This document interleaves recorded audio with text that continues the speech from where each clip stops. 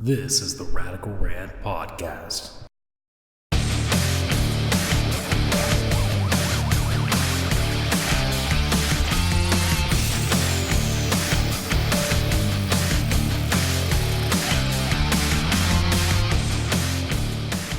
Hello everybody, welcome to the Hot Tag, episode number 2. We're going to get through this as quickly as possible because I am running a cold as we speak, and somehow this morning as I'm waking up here on Tuesday, I'm feeling actually relatively clear, so I want to make use of this little bit of time that I have. So we're going to be talking today about previewing All Out, the entire card, and the reason that we're doing this over the Radical Rant Podcast, because normally that's the first one you'll see every week. I chose this to be the first one because I only have till Saturday to get this out, and at the same time too, I don't really have any topics to talk about this week on the Radical Rant Podcast because it's kind of quiet. So the Radical Rant Podcast, if it does come up this week, is very secondary at this point, and it probably will be a just for funsies kind of podcast where it'll be a lot of just random stuff rather than traditional what's big in the gaming media thing. Because honestly, like, other than a few couple of small things, like, there isn't like a big story that came out through the last 7 days that I'm like, man, I need to get through this. So when I had to make the choice, I said All Out. That preview is going to come first. So for you guys that are big wrestling fans here, this is your lucky week. This is hopefully not the only podcast that goes up this week. I'm praying that I'll have a voice that's able to record something for the Radical Rant Podcast. But if this is all that we get this week, I'll still take it at this point. Because also it's relatively quiet outside with the apartment construction going on, so I'm taking full advantage of whatever I can at this point. So without further ado, let's just get to the card now. As I'm looking at it here on Wikipedia, it's not in order, so I'm just going to kind of go as what I think it's going to be. So the pre-show is going to have 2 matches. First up, I assume, will be the Private Party versus Angelico and Jack Evans match. That will be for sure a way to kickstart the show. You know, those two teams are full of high flying, a whole lot of really cool spots. I'm probably going to be unable to count all the spots that come in this match, but at this point, I think because you will be seeing Private Party and the Young Bucks in the first round of the tag team tournament, I have to assume you're going to give Private Party the win to get them prepared and to give them a little bit of momentum going into that match with the Bucks that they'll probably lose, but I mean, stranger things have happened. But I mean, and it's one of these weird spots because I'm really a big fan of Angelico and Jack Evans, but I also know that with the amount of teams that are in this division right now, somebody's got to be at the bottom. And while I think Private Party is actually that, it seems like the Bucks really have taken a shine to them, so they're going to give them a little bit, at least before their match on TNT. So I figure, even though it's going to be a fantastic match for all 4 guys, you're going to see Private Party just edge it out so they can have at least a little bit going in to their match against the Bucks, and then probably get knocked out in pretty definite fashion in that first round. Next up is the 21 woman. 21. That's a tongue twister to me. 21 woman. There we go. The 21 woman Casino Battle Royale. We don't have all the names. In fact, I only think we have about half of them. As of this point, this is what seems to have been announced. We have Nyla Rose, Britt Baker, Allie, Brandy Rhodes, Teal Piper, which is the daughter of Roddy Piper and is a one-time thing. A lot of people think that she's sticking around. She is not. She is signed to WOW, Women of Wrestling, and that is where she will be after this. I'm assuming to get some work in because I don't know if she's actually wrestled. You know, I know that she was an actress for a while, and you can tell because she did a promo on Women of Wrestling, and it definitely has a very... It definitely has a bit of her dad in her. The crazy part of her dad's in her. She also has a bit of Jon Moxley in her from the way the promo was running. So that was kind of cool. But yeah, she is not a full-time. She's not even going to be part-time. It seems like it's a one-off. Evilise is also in there. I don't know if she is full or part.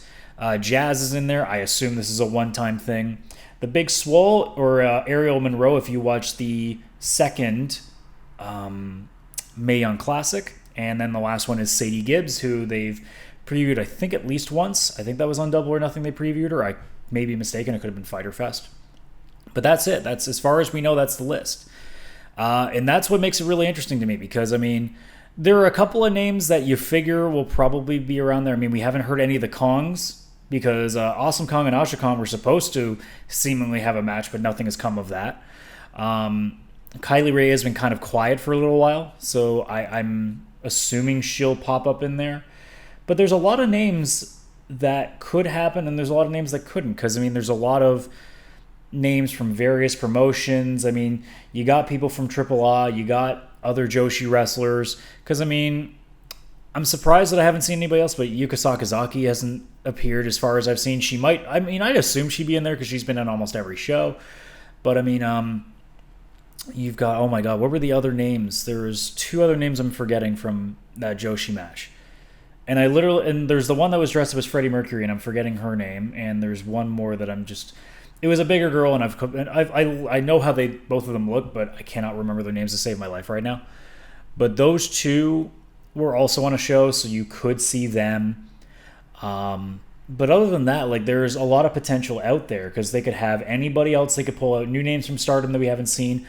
Oh yeah, Bea Priestley hasn't shown up yet, at least not on this list. She may have already been announced and nobody's updated it. So, I mean, there's a couple of names that you probably will see there, but I'm very curious because there's a lot of open spots as far as I know, which means we could have a few really cool surprises in there. But, at this point, I don't think it's going to matter too much, because I think it's pretty obvious who's going to win, and obviously I think who's going to win is going to be Britt Baker, because they've been pushing her real hard. I think if you're going to have somebody who is your first champion, I think it probably makes sense to be her, and it gives something for Brandy to work with, because we can see that Brandy Rose is trying to get the better of Britt Baker, because of probably jealousy is the way to look at it. But, I mean, I guess to them, it's thinking, well, if it would be really cool if our first women's champion is also somebody who does something else on the side that's really cool, and she's a dentist. So, I mean, it's something for them. A lot of people could figure Nyla Rose, because maybe they think it'd be really cool to have a trans woman as the first champion, and that's always a possibility too.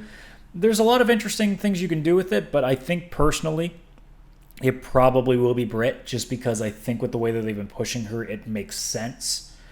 So that's who I'm going with. I'm going with Britt Baker. I mean, I'd like to see a surprise here and there, but I don't know who that would be. And quite honestly, when it comes to surprise entrance, I have no clue, because I don't know where it would come from. I don't know if it would come from older legends. I don't know if it would come from like Joshi, so they could bring in, like, I don't know, Starlight Kid, or I don't think they could with Mayu Iwatani, because I think she's still contractually obligated to Ring of Honor. But I mean, there's a lot of surprises we could have.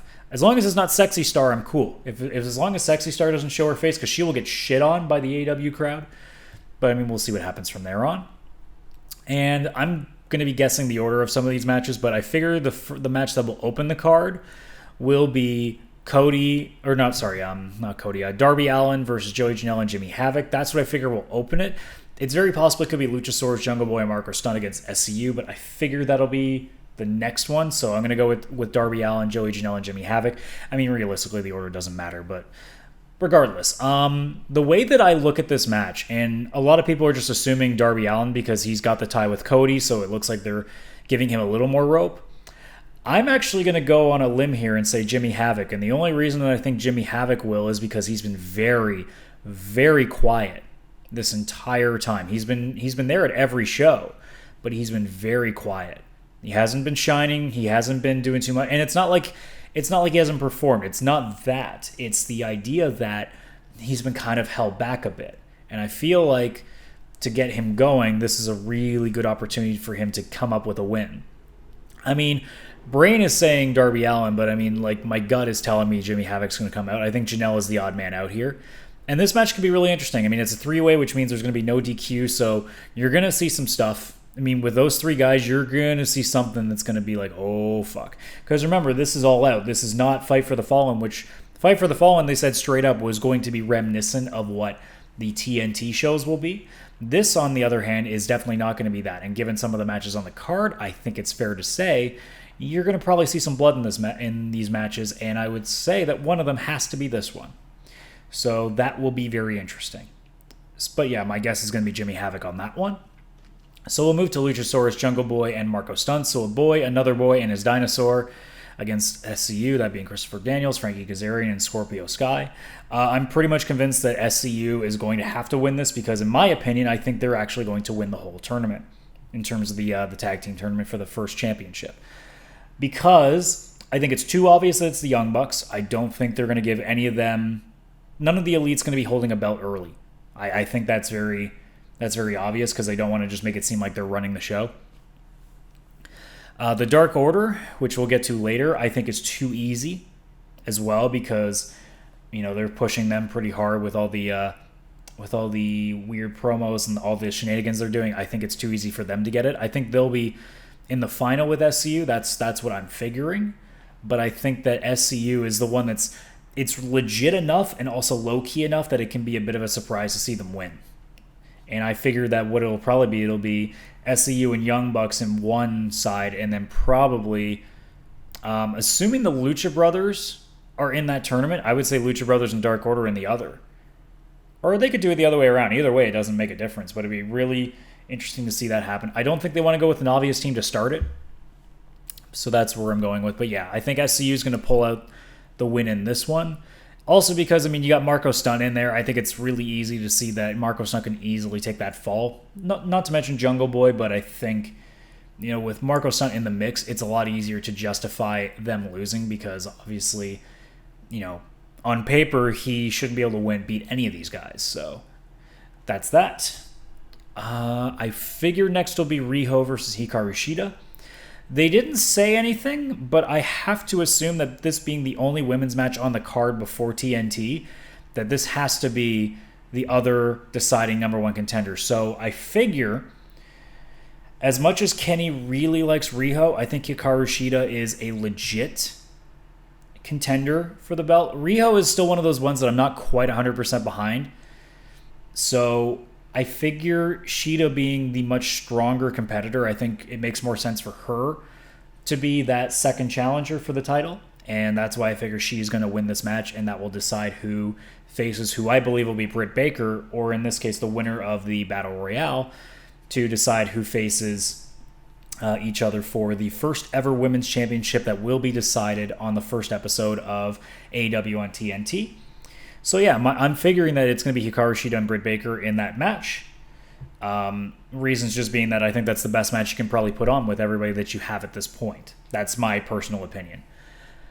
Next up, let's go with Best Friends versus the Dark Order.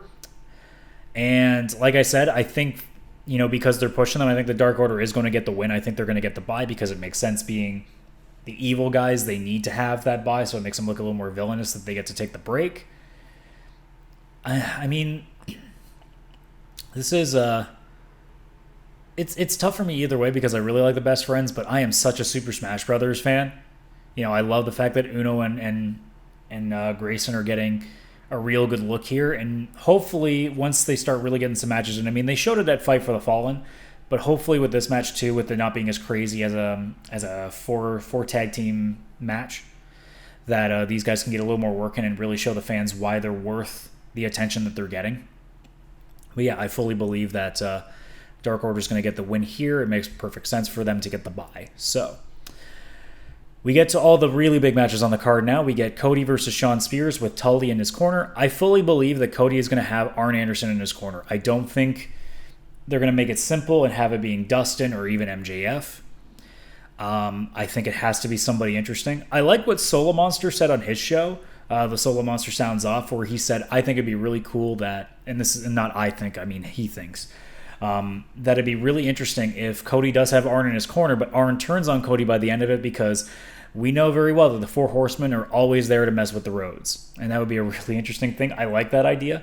Because personally, and I've said this in a really big wrestling Discord that I'm in, I said straight up, I fully believe that because WWE has actually not trademarked the Four Horsemen, that AEW is going to take this in full advantage. And I think with Tully being in Spears' corner, it makes it pretty obvious that Spears is one of them. Personally, I would think that you would see Spears is definitely one of them. I think MJF would move into that role. I have a feeling that Jericho might be the Ric Flair of the group. And as for a fourth, I don't know. That's the real question. I don't know who the fourth would be. But I like that idea. Pac could be there. It's very possible. There's a lot of guys you could put in that spot. I know everybody made the joke that a Revival would be great for that spot, but the Revival's under contract for a while still, as far as I know, so that's not going to happen. But I truly believe that a 4 horseman stable is very possible in AEW, especially when you have guys like Tully and Arn there, potentially. I mean, Arn is not official, but man, the guy, when the guy gets fired from WWE, he's not staying fired for long. Like, a guy with that knowledge and that well respected in the industry, there's no way he's hiding. And especially when AEW's also got guys like Tony Schiavone in there now, who is now the third person in the booth, which is going to be fantastic. Him and JR and Excalibur, they also got Golden Boy signed, so they have the extra guy if they need it. It's so interesting how they're going to run this, and I love that. It's also going to be crazy to think about how the Wednesday Night War is going to have the 2 announcers from the Monday Night War on the same show, and it's not even WWE. That's insane. That's so cool. So it's going to be interesting to see how that goes. But in terms of the match itself, I have to think Shawn Spears wins it. There is no reason that Cody wins this match, because Spears, as a heel that needs to get over, needs to win this match in order to have some sort of legitimacy. Otherwise, what was the point in all of this? And I do like, though, that a lot of heels so far, other than basically MJF, like even Jericho in a way, everybody who is quote unquote heel in this promotion has legitimate reasons to be. I mean, Spears straight up said, like, look, I hate the fact that after leaving WWE, because I was perceived as being a good hand, I get called a good hand, and I feel like I'm again stuck in that loop. So I need to make my own spot. And that's a great thing for him. Jericho, he knows he's getting close to that age where he's going to have to think about retirement. So like he said in the promos for this match with Adam Page that we'll get to later, he needs to win this. It's not a case of, it'd be really cool if he does because it's another notch on his belt. No, this is something that he needs to do to prove that he's still able to go. And we'll get to the rest of that later. But yeah, I think Spears has to win this because, again, he needs to have that legitimacy. He needs to have that mean streak that shows that he's not fucking around and this is not a one-time thing. And I think this is the best way for Spears to get his character over, because I think people are initially going to give him the Ty Dillinger gimmick to start with. He needs to break away from that because that's what kind of kept him to being what he was in WWE. It wasn't a gimmick that could go very far. Whereas this chairman gimmick, this very cold, almost like hired gun sort of attitude he has, that's something that can get him going. And then eventually, when he finally turns back to being a face, the fans will absolutely adore him for it. So that's where I stand on that. Next up, we have the Escalera de la Muerte ladder match for the AAA. I always say AAA or AAA. I found out it's AAA. The AAA World Tag Team Championships, that being the Lucha Brothers, Pentagon Jr. and Rey Fenix against the Young Bucks, Matt and Nick Jackson. There was a bit of a scare because Phoenix collapsed in one match. They maybe a couple of weeks ago, they thought he might have broken his leg. Turns out it's okay. He has been wrestling since, so it looks like they should be good to go. Everybody start praying during that match that nobody gets hurt, because you're going to see some crazy fucking shit in that match. There is no way that we are going to go an entire ladder match without Phoenix nearly killing himself. So hopefully everybody's okay by the end of it. And personally, I think it makes sense that the Lucha Brothers stay the champions. I don't know how far this AAA partnership is going to go in terms of guys like the Bucks and Cody always being down there. I don't know how that's going to work. I know that the Bucks came down early on to kind of really set things up with their partnership. I don't know if that's a consistent thing, though. So we'll see what happens with that, but I think it makes perfect sense to have the Lucha Brothers going back home with the belts, especially when it comes to, it's so rare to see other like promotions belts being won on a different promotion. That's why, I remember when the ROH title got won in New Japan, I was shocked by that because I'm like, really? Like, New Japan would get to show that, not Ring of Honor? Like, that seems kind of strange, but either way. 2 matches left. Pac versus Kenny Omega. So obviously this is supposed to be Jon Moxley versus Kenny Omega, and Moxley had MRSA in his elbow. This is not the first time he's had it, and he's commented before that the last time it nearly killed him. So he's not fucking around this time. I think he tried a little bit. Like, he really wanted to wrestle Pentagon, and he did that, and that really infected the elbow that he probably got injured during the G1.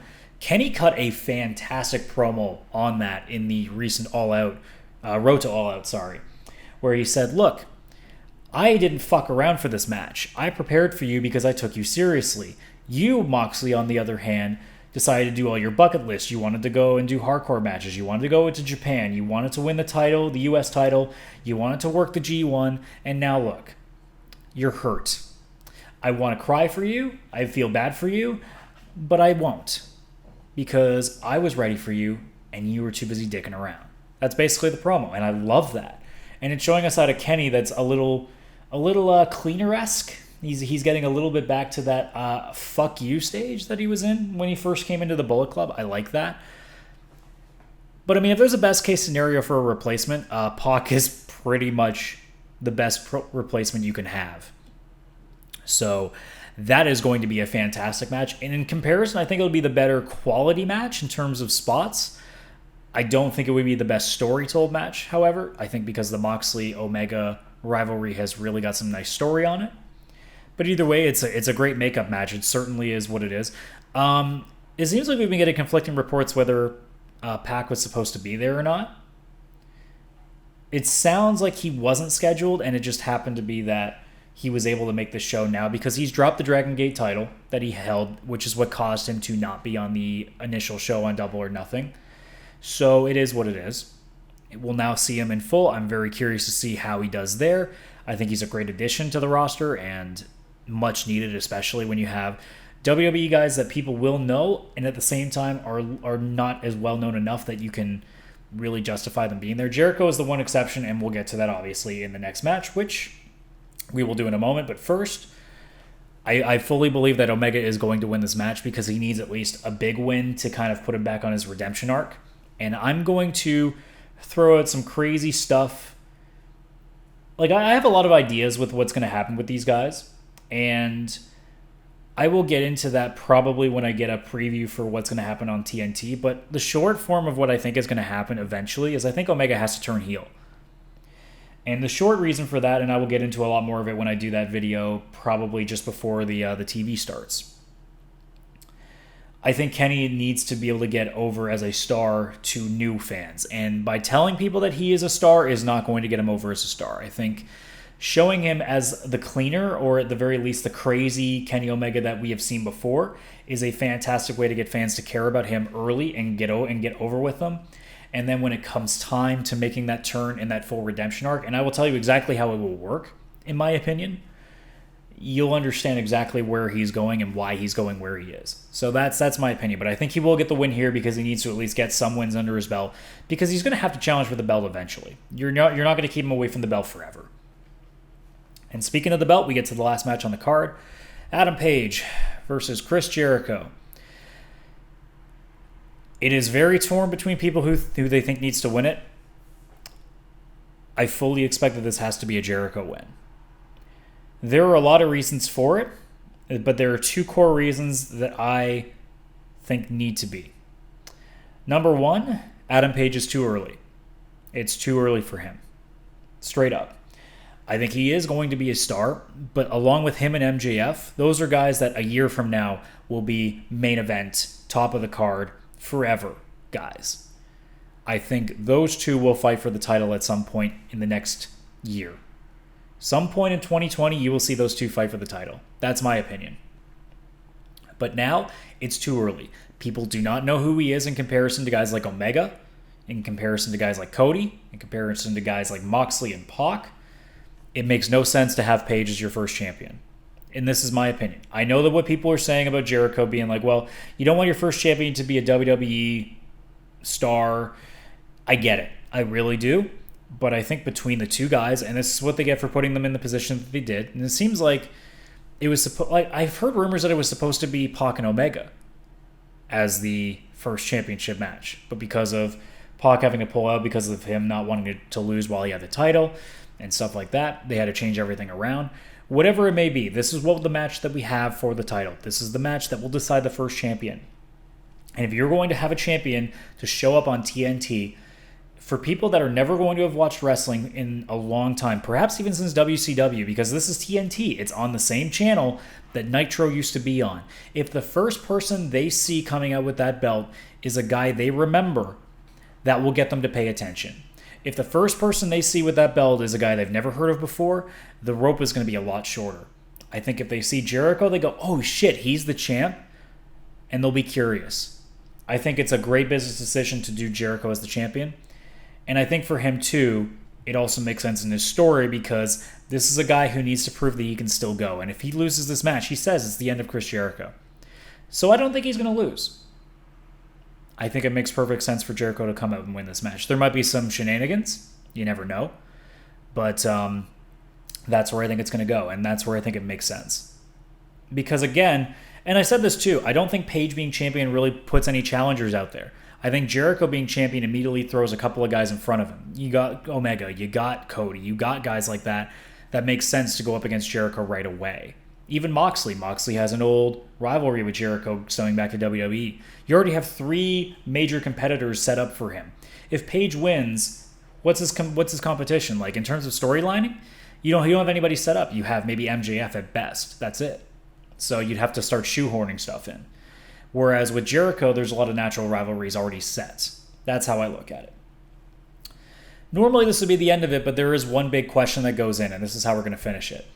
The big question that everybody is having is, since he's appearing at StarCast, is CM Punk going to be at All Elite Wrestling's All Out show?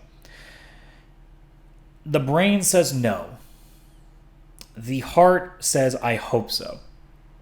But I don't think it's the case. The only way that I know it will happen is this.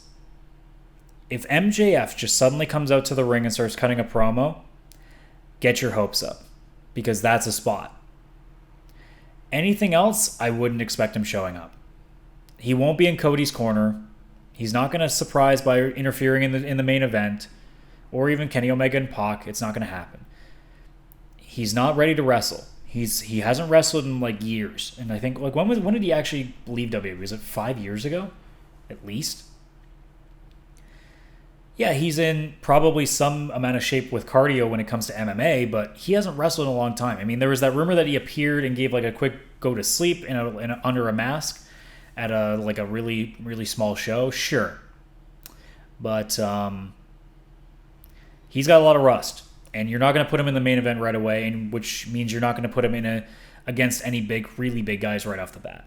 I think if Punk is truly showing up, it has to be a smaller moment like MJF coming out talking shit, especially talking shit about Chicago, and that brings up Punk.